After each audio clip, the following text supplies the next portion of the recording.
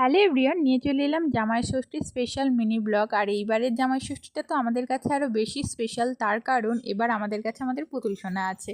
তো যাই হোক, সকাল সকাল রেডি হয়ে তো চলে এলাম মায়ের বাড়িতে। এসে নিয়েই পুজো করতে যাব, সেই জন্য সব কিছু আমি রেডি করে নিচ্ছি।